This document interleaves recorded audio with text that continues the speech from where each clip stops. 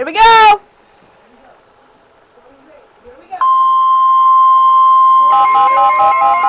Severe thunderstorm warning!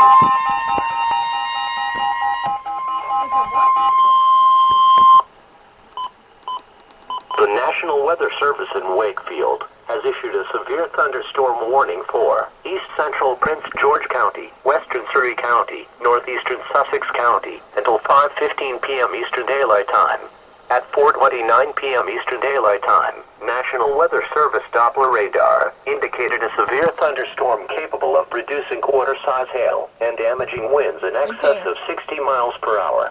This storm was located 5 miles south of Cabin Point, or 6 miles northeast of Waverly, and moving northeast at 5 miles per hour.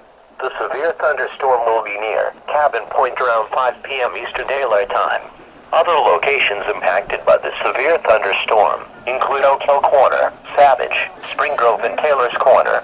Severe thunderstorms produce damaging wind in excess of 60 miles per hour, destructive hail, deadly lightning, and very heavy rain.